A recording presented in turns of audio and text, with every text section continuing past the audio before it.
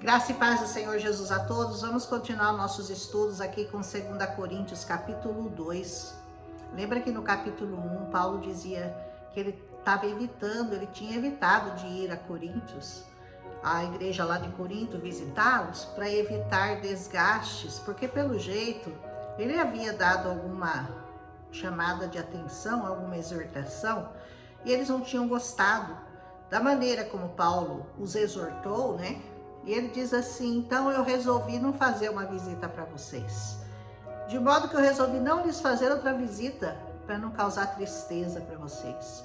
A intenção de Paulo, ao exortá-los, não era entristecê-los, era apenas alertá-los para que eles se cuidassem, para que eles vigiassem, para que eles estejassem atentos às astutas ciladas do diabo. Ele diz, porque se eu entristeço, quem vai me alegrar, senão vocês, a quem eu tenho entristecido? Ele fala, eu não quis causar tristeza a vocês, eu não quero causar tristeza a vocês, porque vocês são a causa da minha alegria, e eu quero alegrá-los, eu não quero entristecê-los. Olha a preocupação de Paulo, né, por ter causado tristeza ao coração deles, era de não voltar lá, para não voltar a entristecê-los, porque se ele visse coisa errada, ele não ia poder se calar. Tá certo? Paulo ele era muito sensível ao Espírito Santo e ele não pode se calar, ele não conseguia ficar calado se ele visse coisas erradas acontecendo. E a igreja tinha ficado entristecida com ele e ele fala, então eu não vou aí porque eu não quero causar tristeza para vocês. Eu escrevi como eu escrevi para que quando eu for, eu não seja de novo entristecido por aqueles que deveriam me alegrar. Eu estava confiante em que todos vocês compartilhariam da minha alegria. Porque se ele exortava a igreja, era para que a igreja crescesse, para que a igreja despertasse, para que a igreja não caísse nas armadilhas do diabo e que fosse enriquecida. Mas, ao contrário do que ele pretendia, a igreja tinha ficado triste com as palavras dele. Pois eu lhes escrevi, ele diz, com muita aflição, com angústia no coração, com muitas lágrimas. Paulo era uma pessoa muito sensível, era uma pessoa que amava muito aquele novo povo, aquele povo cristão que estava nascendo. Alguns eram neonascidos, alguns estavam começando a caminhar na fé. Ele tinha profundo amor por eles. Ele não queria causar tristeza, mas ao mesmo tempo ele não podia aceitar que o pecado se instalasse na igreja, que ele não exortasse, que ele não chamasse atenção. E com muitas lágrimas, não para entristecê-los, mas que vocês soubessem como é profundo o meu amor por vocês. Olha essa declaração de amor do apóstolo Paulo para com a igreja de Corinto. Ele diz assim, eu estou triste que eu tive que repreendê-los, vocês se entristeceram comigo. Eu não quero entristecer vocês, porque vocês são a minha alegria em Cristo Jesus. E se alguém tem causado tristeza, não o tem causado apenas a mim, mas também em parte para eu não ser demasiadamente severo a todos vocês, entendeu? E se um de vocês aí me causou tristeza, não tem causado a mim, mas também em parte, para que eu não seja severo demais com vocês, não me obriguem e ser severo demais. Como que vocês querem que eu visite vocês? Com vara, cajado ou com amor? Lembra que ele perguntou isso na primeira carta? Como que vocês querem que eu visite vocês? Então, se consertem. E esse aí que causou tristeza, que provavelmente ele fez algum pecado dentro da igreja, ele foi punido. Ele foi punido por aquele pecado. Paulo com certeza o alertou, Paulo com certeza o exortou. Ele diz assim, a punição que foi imposta a ele pela maioria é o suficiente. Ou seja, o irmão pecou, tudo bem, punição para ele, disciplina para ele, vamos alertar, vamos colocar no banco, vamos disciplinar, mas não é para ficar punindo demais. Sabe, todo dia, olha, você fez isso, você envergonhou a igreja, você é uma vergonha para os irmãos. Paulo não queria que ele fosse castigado demasiadamente. Ele queria que ele fosse, sim, disciplinado, mas na medida. E talvez a igreja de Corinto estava exagerando com o irmão. Diferente daquele outro irmão que lá no começo de Coríntios ele mandou entregar para Satanás, porque ele havia se deitado com a mãe do pai dele. Então, esse daí, ele falou, não, esse aí entrega para Satanás, para ver se a alma dele pelo menos é salva. Mas esse aqui, pelo jeito, não tinha feito uma coisa tão severa, que ele não narra qual tenha sido o pecado do irmão, mas ele diz a punição que foi dada para ele é o bastante. Para com isso, gente. Agora, pelo contrário, sabe o que vocês devem fazer? Vocês têm que perdoá-lo e consolá-lo para que ele não seja dominado por uma tristeza excessiva. Então, para de ficar apontando o dedo para o erro do irmão. Ele já foi punido? Então agora consola, perdoa, ama. É o amor de Deus no coração de Paulo. Porque Paulo, como eu disse, ele não ama o pecado, mas ele ama o pecador. Então ele nunca vai aceitar o pecado, mas ele vai sempre amar o pecador. Então depois da punição, basta. Agora mostra amor, consolo, para que ele mesmo não se consuma de tristeza pelo que ele fez. Entende a posição de Paulo? Portanto, eu lhes recomendo que vocês reafirmem o amor que vocês têm por ele. Olha que dura essa de Paulo para a igreja de Corinto. Eu não vou, nem vou aí. Eu nem vou, porque se eu vou de novo, eu vou causar tristeza para vocês. Então eu vou só escrever, né? Eu lhes escrevi com o propósito de saber se vocês seriam aprovados. Isto é, se vocês seriam obedientes em tudo. Essa foi a proposta da minha carta, se vocês obedeceriam em tudo. Se vocês perdoam alguém, eu também perdoo. Ponto final, vocês têm autonomia, vocês são a igreja de Cristo. Se a igreja perdoa, tá perdoado, para não ser condenado lá no futuro, para não ser condenado por Cristo no nosso julgamento. Então que a igreja tome atitude, que a igreja o repreenda, que a igreja o castigue, mas que o perdoe. Olha a recomendação de Paulo. E aquilo que eu perdoei, se é que havia alguma coisa para perdoar, eu perdoei na presença de Cristo por amor a vocês. Se vocês perdoaram, eu também perdoei na presença do Senhor, a fim de que Satanás, olha qual é a finalidade, não tire vantagem sobre vocês, pois nós não ignoramos as suas armadilhas, as suas intenções. Porque qual é a intenção do diabo? É que você seja expulso da igreja, que você se perca e que você seja condenado por aquele pecado. Mas essa não é a intenção de Cristo. A intenção de Cristo é manter as pessoas debaixo de disciplina, de obediência, mas de amor e de perdão. Amém? Aceite a disciplina quando você for disciplinado, mas não se esqueça que você é um amado do Senhor e um amado dos seus irmãos, porque nós, entre nós nos amamos. Nós temos que disciplinar, os pastores têm que disciplinar aqueles que erram, mas é com amor. Não é simplesmente, porque eu sou poderoso, eu posso te condenar, eu posso te salvar. Não, só Cristo pode condenar ou salvar uma pessoa. Quando eu cheguei a Troade para pregar o Evangelho de Cristo e vi que o Senhor me havia aberto uma porta lá em Troade, ainda assim eu não tive sossego no meu espírito, porque não encontrei ali o meu irmão Tito. Por isso eu me despedi deles e fui para Macedônia. Ele está contando um fato aqui, que ele amava muito Tito, e ele partiu lá para Troade, porque lá uma porta se abriu para que ele pregasse o Evangelho naquele lugar, mas chegando lá ele não encontrou o amado dele, o Tito, para poder fortalecer, para poder ser um amparo, para poder ser alguém que pudesse ajudá-lo. Então ele decidiu não ficar naquele lugar e partiu para Macedônia. Mas graças a Deus, ele diz que sempre me conduz vitoriosamente. Sabe como que Deus te conduz? Sempre vitoriosamente. O Senhor nos conduz em vitória em Cristo, e por nosso intermédio exala em todo lugar a fragrância do conhecimento. Sabia que você exala um perfume diferenciado, uma fragrância de conhecimento, que quando você fala, as pessoas querem te ouvir, porque a sua sabedoria é a sabedoria de Cristo, e ela exala o bom perfume de Cristo. Você sabia disso, irmão?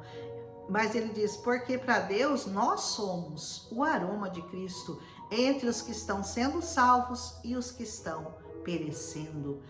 Uma vez uma irmã me contou que quando ela chegou na nossa igreja, pela primeira vez, ela nunca tinha entrado numa igreja evangélica até então, ela sentiu um perfume maravilhoso que ela nunca havia sentido. E ela foi perguntar para a pastora que perfume era aquele. Quem que estava com aquele perfume na igreja, que ela queria comprar aquele perfume. E ela disse: irmã, você sentiu o perfume de Cristo naquele lugar. Ela nunca mais conseguiu sentir aquele perfume de novo. Não porque o perfume não tivesse lá, porque sempre está, mas é que para ela foi uma experiência nova, uma revelação de que aquele lugar exalava o bom perfume de Cristo. Ela disse: eu não me esqueço daquele cheiro, mas eu nunca mais o senti. É lógico que ela continuou indo lá e hoje ela exala esse perfume de Cristo, mas foi uma experiência que Deus permitiu que ela tivesse. Para cada pessoa Deus dá uma experiência diferente, né? Então ele diz assim: nós somos o aroma de Cristo entre os que estão sendo salvos e os que estão perecendo. Para estes somos cheiro de morte, mas para aqueles fragrância de vida. Mas quem está capacitado para tanto? Ao contrário de muitos, nós não negociamos a palavra de Deus. Deixa eu explicar, porque eu sempre falei isso e eu vejo assim nessa afirmação de Paulo, a confirmação do que eu sempre disse, que nós pregamos para as pessoas para a salvação e para a condenação. Infelizmente, para muitas pessoas que eu preguei, eu preguei para a condenação, que elas não foram salvas. Não foram salvas, já partiram deste mundo e não partiram salvas, eu sei disso. E eu fico me pensando, né? Será que é essa a minha intenção? Não. A minha intenção e a intenção de Deus, quando Ele permite que você ouça essa palavra, é uma só. É a intenção de salvá-lo. É a boa fragrância, o bom perfume de Cristo para que você se salve e não que você sinta esse cheiro e esse cheiro traga morte para a sua vida, condenação para a sua vida. Mas você sempre vai estar pregando essa palavra para dois tipos de pessoas: as que serão salvas e as que não serão. Não, qual é o interesse do nosso coração e o de Cristo? Que todas se salvem. Mas infelizmente isso não vai acontecer. O próprio Paulo está dizendo, né? Porque é cheiro de morte. Muitas pessoas vão ouvir essa palavra e para elas essa palavra vai ter cheiro de morte, porque vai confirmar a condenação delas. Porque na presença do Senhor elas dirão: eu não sabia. E o Senhor dirá: sim, você sabia, foi pregado para você, e Ele vai mostrar o momento exato em que você ouviu essa palavra, mas você não levou a sério, você ignorou, você não quis fazer aquilo que essa palavra pede para você, entregar a sua vida, entregar tudo no altar do Senhor, entregar suas aflições, entregar o seu tempo, entregar seu dinheiro, entregar-se em alma, em corpo, em espírito, para o Senhor. Você não quis, você quis reter a vida, você quis reter essa vida que dura tão pouco e você não teve coragem de entregar a sua vida para Jesus Cristo. Tenha essa coragem, faça isso em nome de Jesus, para que essa palavra para você tenha cheiro de vida e não de morte. E ele diz: ao contrário de muito, nós não negociamos a palavra de Deus, viu? Visando lucro. Infelizmente, muitas pessoas que se perdem e para elas o evangelho é fragrância de morte e não de vida, é por causa dos falsos pregadores, é por causa dos mercenários, dos mercadores dessa palavra. Por quê? Ele diz: antes em Cristo nós falamos diante de Deus com sinceridade. Existem pessoas sinceras que pregam essa palavra. É uma questão só de você buscá-las, reconhecê-las. Não é difícil você reconhecer as pessoas que verdadeiramente vivem o Evangelho de Cristo. Elas amam ao Senhor, elas fazem aquilo com sinceridade de coração. Mas você fica olhando para aquelas pessoas que, porque isso daí só pede dinheiro, porque é um mercenário, mas não importa. Importa que você viva ao lado de pessoas que não são assim. Que existem pessoas honestas no Evangelho, pelo amor de Deus, existem muitas pessoas que são sinceras e que pregam essa palavra com uma única intenção, a de ajudar você, a conduzir você para o reino dos céus, conduzir você para a presença do Senhor Jesus. Existem pessoas sinceras no Evangelho. como Paulo estava dizendo, mas já naquele tempo de Paulo, olha, estava começando o evangelho, já havia pessoas que visavam lucro, porque essa palavra, ela tem poder, essa palavra faz o que ela diz que ela faz, ela é poderosa, ela é convincente. Então, se você quiser usar isso para o seu benefício próprio, para você ter lucro com isso, você provavelmente pode até conseguir, mas o que adianta? Você vai ganhar um monte de dinheiro e vai perder sua salvação. E qual é a importância dessa palavra, se não a salvação das nossas almas? E ele diz assim: antes em Cristo falamos diante de Deus com sinceridade, como homens enviados por Deus. Existem pessoas puras, sinceras e que realmente têm um único objetivo: pregar essa palavra para a sua salvação. Aleluia! Então aprenda a observar pessoas, a observar o lugar onde as pessoas vão. Eu frequento uma igreja, a Igreja Filadélfia, a Comunidade Filadélfia. Assim, é impressionante a disponibilidade, o amor que você sente naqueles irmãos. Eu sempre falo, um dia eu vou ser crente igual os crentes da Filadélfia. Eu tô tentando muito, porque lá tem crente de verdade, gente. Eles realmente são um espelho para mim, meu pastor, minha pastora, os irmãos, os presbíteros, todos.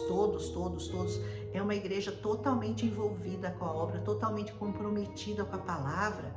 E lá, se acontece alguma coisa, que algum irmão dá uma escorregada, ele é chamado, ele é corrigido, ele é disciplinado, ele é instruído, mas ele continua sendo amado.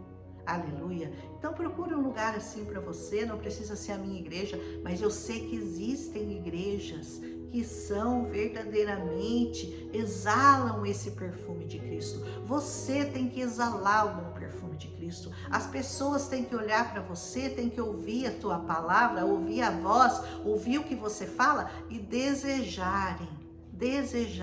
Nossa, que perfume bom que você exala. Eu quero exalar esse perfume como você. Essa palavra traz o perfume de vida de Cristo Jesus. Aleluia! 2 Coríntios é muito bonita, né? É muito bonita. Como vai ser todo o evangelho do Senhor daqui para frente, né? Porque a partir de Jesus é graça sem medida. Mas não transforme a graça em desgraça para você. Porque se você usar da graça para se sentir livre para pecar, aí a graça virou desgraça para você. Debaixo da graça é debaixo de obediência, de servidão, mas de amor e de paz. Paz no seu coração, uma paz que você jamais experimentou se você ainda não nasceu em Cristo Jesus. Amém? Um abraço e até amanhã com 2 Coríntios capítulo 3. Não esquece de deixar o seu like, porque vocês esquecem. E um amém, se for possível, se não der muito trabalho para vocês. Um abraço e até amanhã.